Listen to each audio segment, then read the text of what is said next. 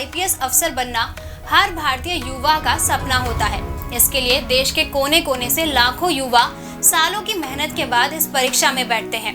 इस संघर्ष में लोग अपना सब कुछ दांव पर लगा देते हैं, लेकिन इसके बाद भी कुछ चुनिंदा उम्मीदवार ही सफलता प्राप्त कर पाते हैं। इसके बाद भी ज्यादातर उम्मीदवार सभी मुश्किलों से लड़ते हुए अगले वर्ष की तैयारी में जुट जाते हैं। वहीं कई ऐसे लोग भी होते हैं जो हार मानकर घर बैठ जाते हैं। दोस्तों, आज हम आपको राजस्थान के एक ऐसे युवा की सक्सेस स्टोरी बताने जा रहे हैं जिसने हर मुश्किल का सामना किया लेकिन हार नहीं मानी। सभी कठिनाइयों से लड़ते और संघर्ष करते हुए अपना आईएएस ऑफिसर बनने का सपना पूरा किया। आइए जानते हैं वर्ष 2018 में ऑल इंडिया रैंक 6 पाने वाले शुभम गुप्ता की वो स्टोरी जो बचपन से ही मुश्किलों भरी रही। नमस्कार, स्वागत है आपका प्रभात एग्जाम के हमारे YouTube चैनल पर। यहाँ आपको मिलेगी सभी कॉम्पिटिटिव एग्जाम से जुड़ी महत्वपूर्ण जानकारियाँ, साथ ही डेली करंट अफेयर से रिलेटेड वीडियोस भी। अगर आप हमारे चैनल पर पहली बार आए हैं तो हमारे चैनल को लाइक और सब्सक्राइब जरूर करें। हमारी लेटेस्ट वीडियो और अपडेट सबसे जल्दी आप तक पहुंचे, उसके लिए बेल आइकन को प्रेस करना ना भूलें। तो चलिए शुरुआत करते हैं आज के वीडियो की। शुभम की प्रारंभिक शिक्षा जयपुर राजस्थान से हुई।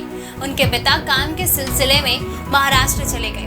वहां पर उन्होंने एक छोटा सा घर ले लिया, जिसके बाद 3 भाई बहनों में सबसे छोटे शुभम और उनकी बहन भाग्यश्री अपने पिता के पास रहने चले गए। यहाँ पर उन्होंने एक स्कूल में दाखिला ले लिया जो उनके घर से काफी दूर था। स्कूल पहुँचने के लिए उन्हें रोज सुबह ट्रेन पकड़नी पड़ती थी। वापस आते समय शाम के 3 बज जाते थे। शुभम के पिता ने महाराष्ट्र के एक छोटे से गांव में अपना घर लिया था और वहीं पर एक छोटी सी दुकान खोल ली थी।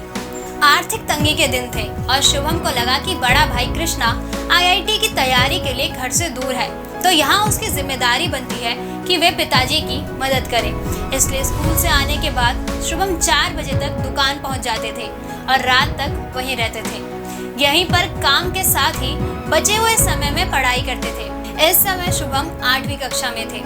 8वीं से 12वीं कक्षा तक यानी 5 साल तक उन्होंने ऐसे ही जीवन जिया। इसी वजह से ना उनके दोस्त बन पाए और ना ही उन्होंने कोई स्पोर्ट खेला, क्योंकि उनके पास इन सब के लिए समय ही नहीं था। शुभम बचपन से ही पढ़ाई में अच्छे थे।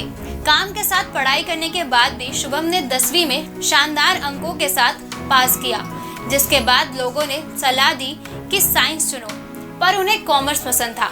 शुभम 12वीं के बाद आगे की पढ़ाई के लिए दिल्ली आ गए। यहाँ वे Shri Ram college of commerce में एडमिशन लेना चाहते थे, जो किसी कारण से नहीं हो पाया। इससे वे काफी हताश हुए।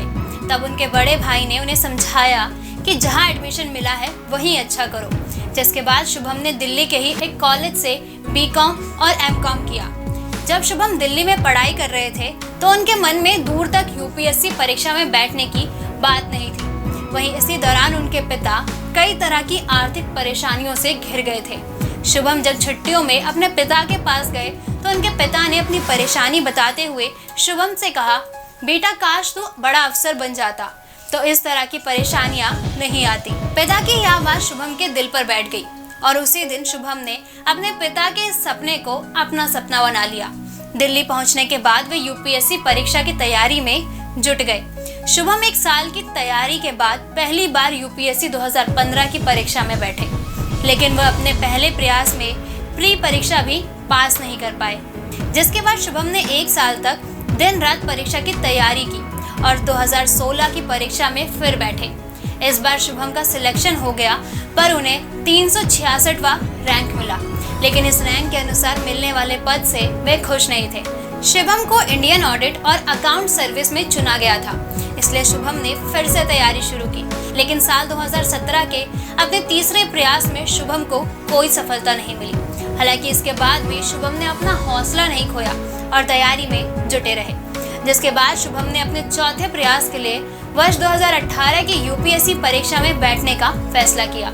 इस बार उन्होंने दोगुनी मेहनत के साथ परीक्षा की तैयारी की। शुभम की यह मेहनत रंग लाई और उन्हें ऑल इंडिया रैंक 6 हासिल हुआ। इसके बाद शुभम को महाराष्ट्र कैडर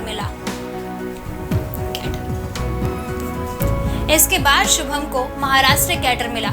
शुभम आज एटापल्ली में सहायक कलेक्टर और परियोजना अधिकारी आईटीडीपी के पद पर तैनात हैं। शुभम की सफलता से हमें सीख मिलती है कि जीवन में हमें चाहे कितनी भी हार का सामना करना पड़े, पर तब तक लगे रहो जब तक मंजिल ना मिल जाए। दोस्तों, अगर आपको हमारा ये वीडियो पसंद आया हो तो इसे अपने दोस्तों के साथ भी ज़रूर शेयर करें, और अगर आपके पास हमारे लिए कोई भी सवाल है तो इसे कमेंट में लिख के हमें ज़रूर बताएं। दोस्तों, आप हमें फेसबुक, इंस्टाग्राम, ट्विटर और टेलीग्राम पर भी फॉलो कर सकते हैं। जल्द ही आपसे फिर मुलाकात होगी एक नई वीडियो पे, एक नए टॉपिक के साथ। देखते रहिए प्रभात एग्जाम। नमस्कार।